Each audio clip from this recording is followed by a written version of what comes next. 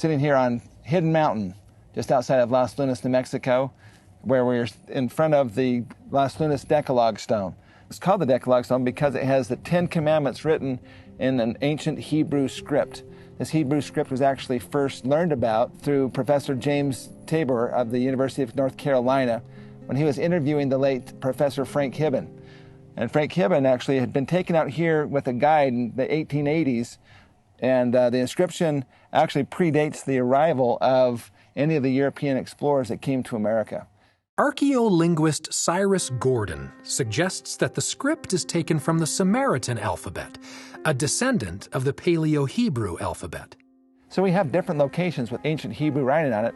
The significance of that cannot be understated because of the fact that in the Book of Mormon, they talked about their language was primarily Hebrew.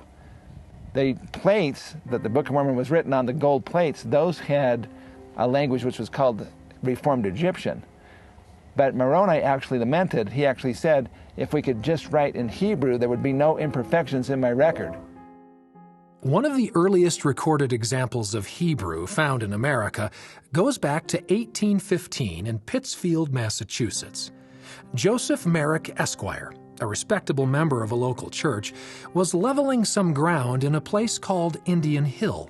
There, he found a thick black strap made of rawhide. There was a loop on each end, possibly made for the purpose of being carried. Inside the strap were 4 folded leaves of old parchment. The leaves were dark yellow and contained some kind of writing.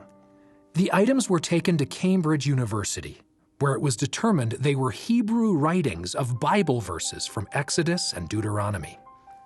This event was recorded in a book called View of the Hebrews, written in 1825 by author Ethan Smith, pastor of a church in Poultney, Vermont. In his book, Smith makes the case that the Native Americans of North America could be part of the lost tribes of Israel. An example of the possible Egyptian influence in North America is located in the state of Tennessee. During the Depression years, Norris Basin in eastern Tennessee was about to be flooded for the construction of a new dam.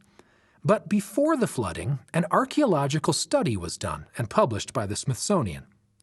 They recorded evidence of an ancient civilization consisting of 23 sites.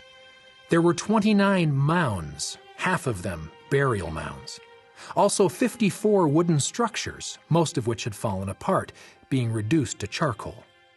We've got Egyptian coming out of Tennessee, which is really marvelous, simply because it was a site done by Smithsonian and archaeologists together.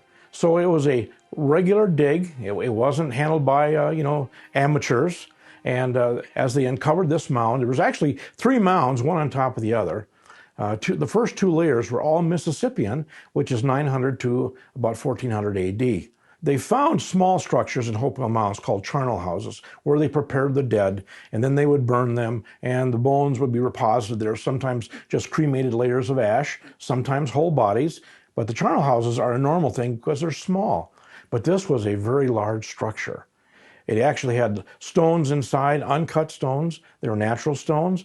They were broken down into piles. We could assume they were made into some type of receptacle, perhaps an altar. But they were confused in what they found. This archaeological survey caught the attention of British curator and biblical scholar J. Rendell Harris. Rendell Harris, who was an Egyptologist of the day out of England, was involved with the dig to examine, to tell what he sees because of his expertise. And when he saw these things in the dig, plus when he found out all of the Native American names around that area in Tennessee, he just said there was Egyptian presence everywhere in the names, like Swanee and Sycamore, and even Tennessee itself. Tennessee is an Egyptian name by his interpretation.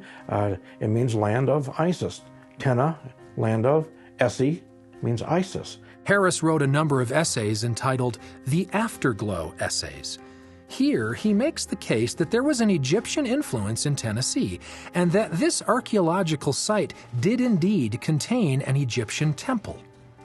One thing is for certain, Tennessee does maintain a hint of Egyptian influence throughout the state.